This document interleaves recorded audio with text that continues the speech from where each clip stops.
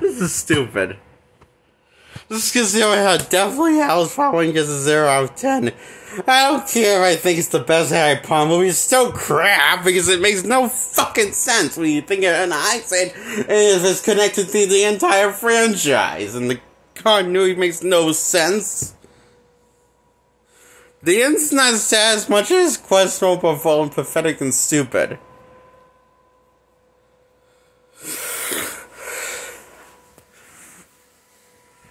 Sure, it makes sense that Harry's sad that Dobby died, but why is Miley and Ronald, who never met Dobby in the Chamber of Secrets, sad? And since when does he know them? That explained, because we haven't seen Dobby since the second installment. And yeah, he's the one that dies. Spoiler alert. Somehow he knows all of Harry's friends, especially at least the main two. And he never even met them in the second one last time we saw him. In the Chamber of Secrets. Only Harry he met. And Malfoy, and also Malfoy's father.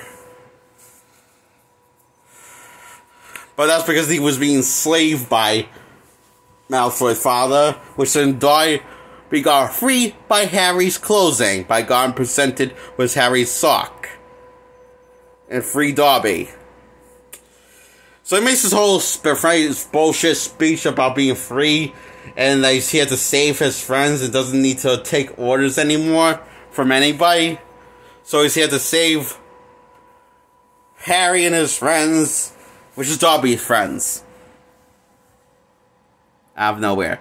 Yeah, I get your friends with Harry, but why are you friends with his friends? Because he never even met them before. Sure, in the book he has. In the Chamber of Secrets book, he has. But that's a separate timeline, a different continuity. They don't take place in the same timelines. You can't treat them like this. Like they take place in the same time, so therefore, I'm sorry, I just really hate when people actually, make these, when make filmmakers want to say, hey, this happened in the books, this happened in our movie. So that's the explanation for our franchise. And Harry Potter's guilty of that crap. A lot. Including the Deathly Hallows. This one, part 1. So Harry and Hermione and Ronald Weasley are on the run, can't use any magic to keep a low profile. So the last time they use magic, Ronald and Miley, is to let the parents marry.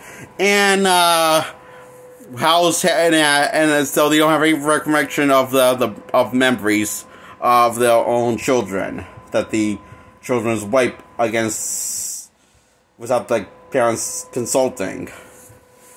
So, does this ever get reversed? Who fucking knows? In this franchise. As far as we know, no. If it is, it's out of a film. Both part 1 and part 2, if this ever gets reversed. So apparently, they have no money, and can't use any magic, and don't even have jobs in the human or wizard world. Seems like they're going to be just fine. Dumbass. This is begging for trouble. And Harry's adopted step-parents, well, not adopted, parents that they're looking out for him as absolute shitheads by being nothing but shitheads. So we know what Harry and give him a heartwarming good bullshit goodbye. And for some reason they're all sad they're leaving him behind. I call this bullshit. Since when do these people give a 2 fucks about Harry Potter? This kid. The past installments would disagree with you. Movie? Every time we ever seen these characters, they're absolutely unsympathetic and cold heartless bastards to Harry and treat him like the worst thing you could treat a kid like. Because they're the worst piece of shits in the movies. And this franchise. Maybe in the book they had a change of heart towards Harry in the book series, which I'm a little weak on that part. Remembering that, if that did happen, that they changed the heart for the book series. But you can't just have it shoot out of nowhere without building it up. And the conclusion installment, that's a 2-part epic. But it's mostly stupid. This 2-part epic. Definitely Hallows, yeah. So they say goodbye, give them a hot one goodbye, blah, blah, blah, blah, blah, blah, blah, blah. And Miley, Harry, and Ron all meet up together and go on a scavenger hunt to find these items that Death blessed these past wizards with a cloak of invisibility, a magic wand that can make you the most powerful thing,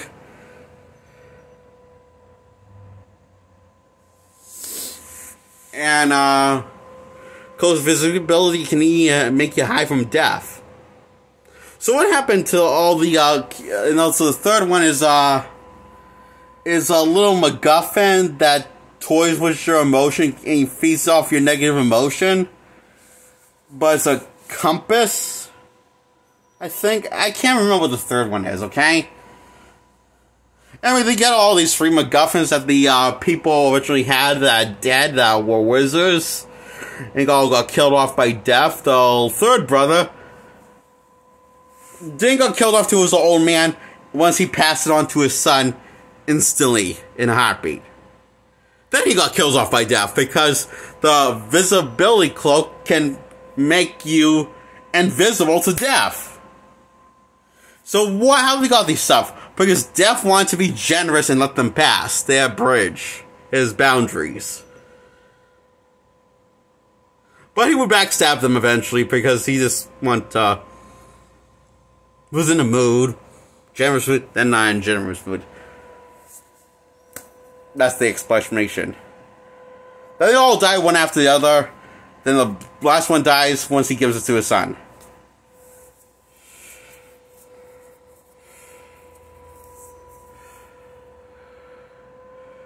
And this went on for many decades for the guy. Having the cloak of visibility of able to live a full life. And not even go to the bathroom or sleep without taking it off.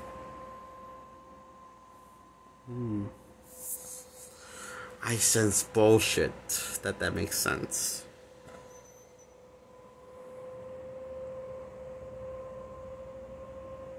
How did you shower? Or took a bath or bathe or any take care of any personal hygiene or even his dental care? They just kept it on the whole time? That would be pretty fucking weird he did that. Or did he took time off from the clothes when Death was taking time off and doing his personal shopping lists or shit, or taking a nap, or taking time off from being his job of Death, you know, the Grim Reaper? We may never know because it's never explained how that makes sense.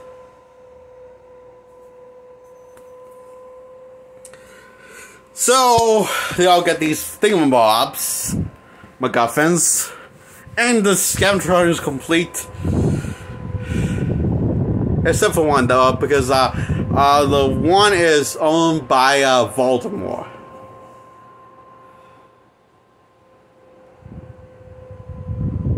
I think.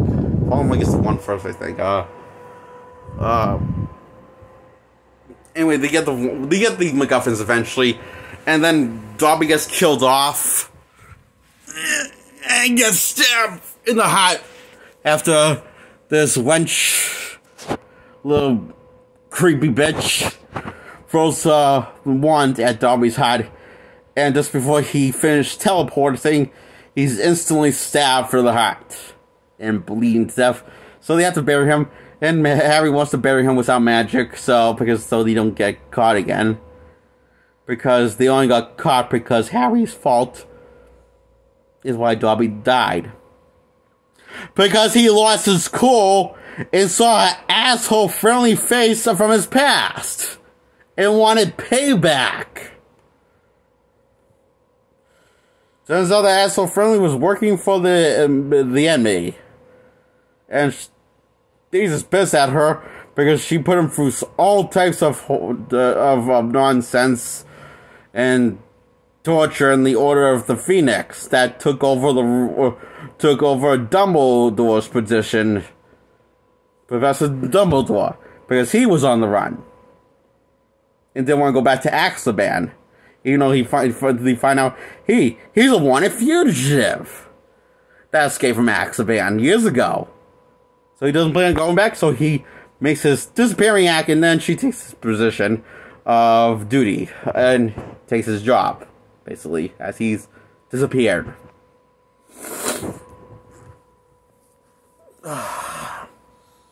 So she's basically one of the head guys at Hogwarts, that running Hogwarts now, and working for Voldemort, and so is Malfoy and all his other two idiots friends, and you can tell he's all dressed in black and staying side by side, rubbing each other's egos, basically for Voldemort's sake.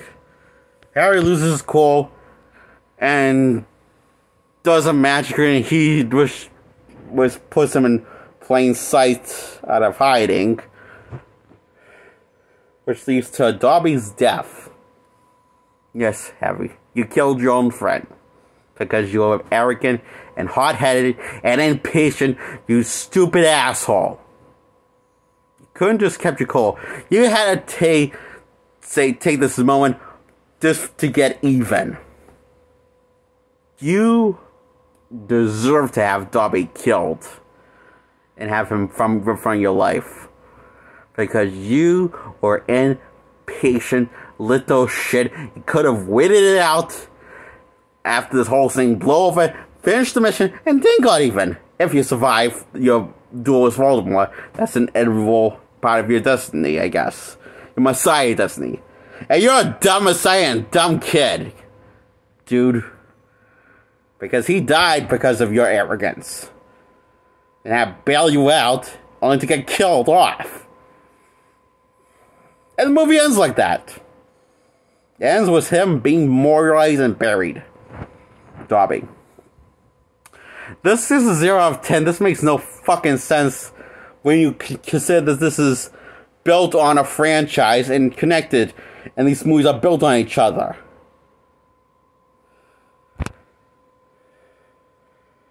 And you can't enjoy it as a standalone thing because, well, to be honest, that it relies on, as the movies go on, gets to the end, especially the two-part epic, it relies on more of the storylines from the past installments that they never even explained or even touched on or shown or talked about in the past installments. Where were those stories? Not in the final cut of any of those movies or this one. Or the last one. Part 2. Of the Deathly Hallows. But I'll talk about this some other time. Bye-bye.